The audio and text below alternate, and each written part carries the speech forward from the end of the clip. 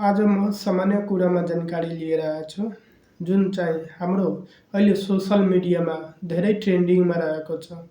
सामान्य कुरा के हुन्छ, अहिले चाहिँ सानो नाबालिगहरू भागेर अनि बिहे गरेर अनि फेसबुक माध्यमबाट फोटो पोस्ट वा भिडियो पोस्ट गर्छ अनि भन्छ जे मम्मी बुवा म भागेर शादी गरेको छु अनि म आफै मनले गरेको छु भनेर केटीले एउटा भिडियो बनाएर अनि फेसबुकमा पोस्ट गरिदिन्छ। अनि केटाको आइडीले पोस्ट गरिदिन्छ अनि भन्छ के भने केटाको बुवामाथि वा घर परिवारमाथि मुद्दा गर्नुभएछ त्यो फिर्ता लिनु।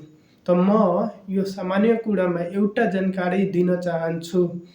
जब नाबालिगको हकमा केटा हुन्छ वा केटी दुवैजना नाबालिग भयो भने बोलाएर सम्झाइ बुझाएर दुवैजनालाई आफ्नो घर पठाइदिन्छ प्रहरीले।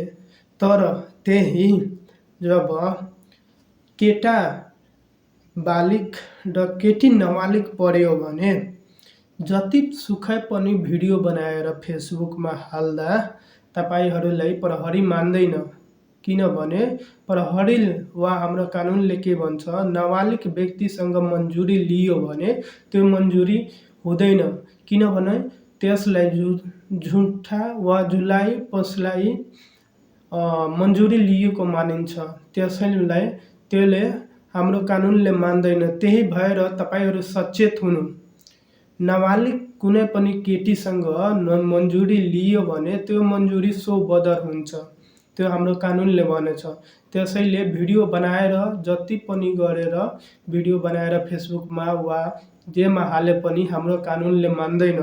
म सामान्य जानकारी दिन चाहन्छु सबै साथीभाइलाई।